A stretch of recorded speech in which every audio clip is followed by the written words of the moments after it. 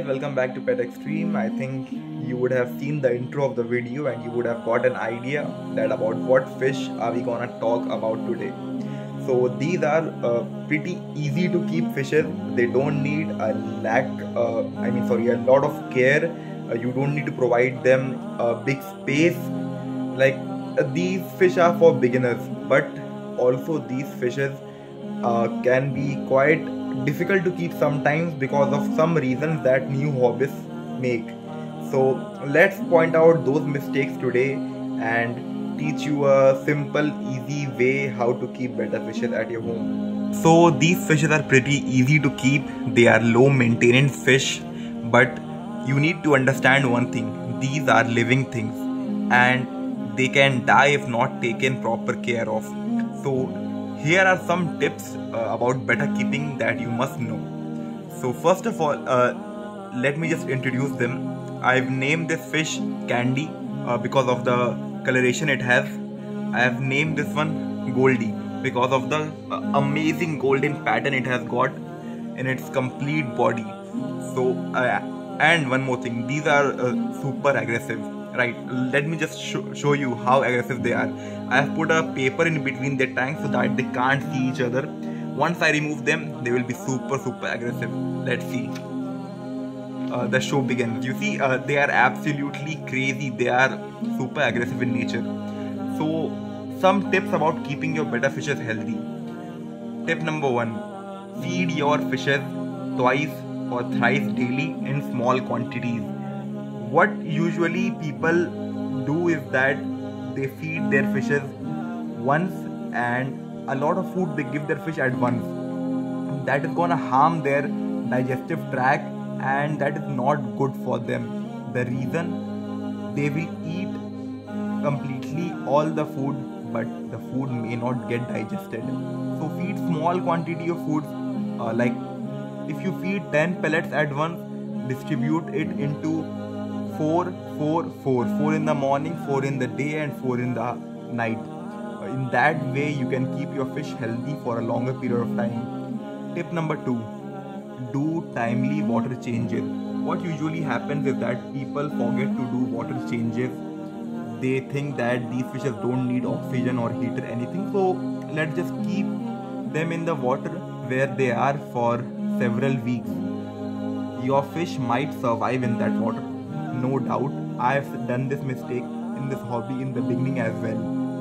But if you do not change the water every 3 or 4 days, then your fish might have problems. Like fin rot is the most common disease your fish can face. The ammonia level in the water increases a lot, so it can harm your fish pretty much. So just make sure to change the water every 3 to 4 days. What you can do is you can either change 80% of the water, or what I usually prefer myself personally is that I change completely 100% of the water of these fishes. Many people say that it harms the fish, but so far with me I haven't faced any such problems. I change completely 100% of the water. My tank size is 6 inches by 6 inches. So there's pretty much space for these fishes to relax in. So just give them a proper tank, give them proper care and they will be happy with you. And tip number 3, the most important tip, what people usually do. They like what my fishes are doing right now, flaring at each other, right? Everyone loves this. You can see the complete potential of the fish that it's showing right now. Everyone loves this, right? Who does not love this? But it can also harm your fish if you do not keep a paper or a divider in between your tanks. What people usually do is that they do not keep a divider in between the tanks, which results in these fishes flare at each other for longer periods of time, full day and night. They are aggressive. They have aggression in their mind and this usually makes them stressed out, and sometimes due to this stress these fishes pass out. Flaring is in fact good for them but not for longer periods of time. You see that the fish is super active at the moment. it's using all of its energy right now, right? It is completely flaring its fins so beautifully. It's showcasing 100% of its potential, but for how long? If you don't keep a divider in between these tanks, these fishes would flare for whole day and night, and it would make them a lot stressed. So it can easily harm the fish. The fish can get super stressed and die.